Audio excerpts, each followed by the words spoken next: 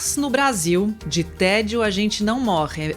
É verdade isso, né, Pedro Campos? Um bom dia para você. Bom dia, Sônia. Bom dia para todo mundo que está nos acompanhando. Sônia, você imagina só, né? Você tá ali na fase para escolher a sua profissão, ingresso na universidade. Hoje, o Enem, o Exame Nacional do Ensino Médio, é a principal porta de entrada em universidades para os jovens. A nota do Enem é importantíssima para isso. E aí você descobre que você vai fazer a prova do Enem a uma distância de 40, 50, 100, até 200 quilômetros da sua casa. Esses são os registros que estão sendo colhidos dos jovens que se inscreveram para prestar o Enem. O Enem é uma prova realizada em âmbito nacional. A primeira fase desse ano vai acontecer no dia 5 de novembro, não nesse domingo, no próximo. E a segunda fase no dia 12 de novembro. Não no domingo seguinte, né? Então, nos 2 próximos domingos, tirando esse domingo desse fim de semana agora. E na última terça-feira, começou a divulgação dos locais das provas para os inscritos. E a Rádio Bandeirantes tem recebido muitas reclamações de ouvintes, pais aí de jovens e até de próprios jovens que vão prestar o Enem, que estão inconformados com as injustiças que foram realizadas. E por que eu digo injustiças? Porque jovens que moram na mesma região tiveram sorteio de local de prova em unidades absolutamente diferentes, com distâncias muito desiguais. Então você coloca ali um jovem de uma determinada região a 1, 2, 3, 4, 5 quilômetros da casa dele para fazer a prova. Um outro jovem que mora na mesma região vai ter que fazer a prova a 30, 40 quilômetros de distância. No Rio de Janeiro, há casos em que alguns jovens foram colocados a 200 quilômetros de distância em outra cidade. Vejam só que absurdo isso.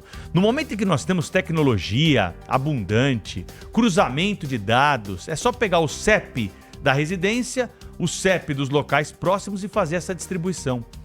O INEP diz o seguinte: não é possível que um jovem tenha que fazer a prova a mais de 30 quilômetros de distância. Como que você tem uma regra dessa e na prática uma situação bem diferente? Ou seja, é uma bagunça. Essa empresa que é responsável por realizar o Enem, ela deve muitas explicações, inclusive para esses estudantes. É o Centro Brasileiro de Pesquisa em Avaliação e Seleção de Promoção de Eventos, Sebrasp. Esse é o órgão responsável pela organização do Enem, que já começou muito mal.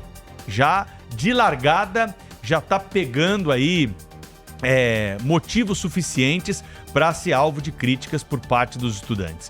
Nesse momento da vida, o jovem tem muitas dificuldades. O jovem tem uma pressão enorme sobre os ombros, às vezes uma pressão até maior do que a idade e a experiência podem suportar. O que nós precisamos fazer é facilitar a vida desses jovens, já que eles vão ter que prestar uma prova dura, são horas ali de estudo. Você vai colocar mais esse empecilho na vida desses jovens? Tem que trafegar aí por 2, 3, 4 horas, dependendo da situação, para chegar até o local da prova.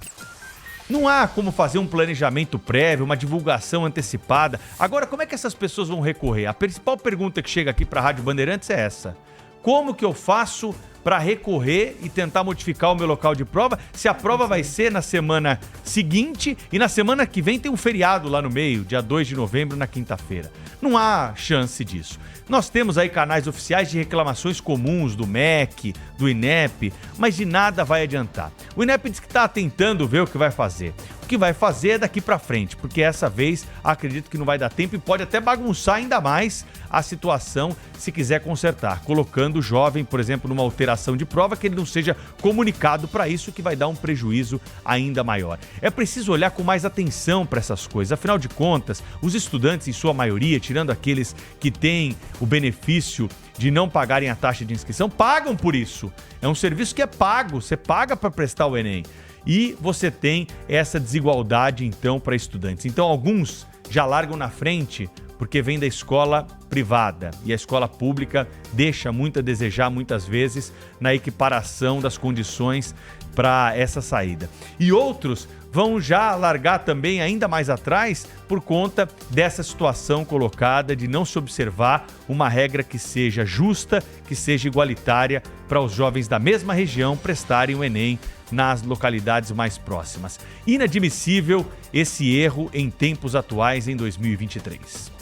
Agora, 8h20, você está conosco aqui no Jornal Gente.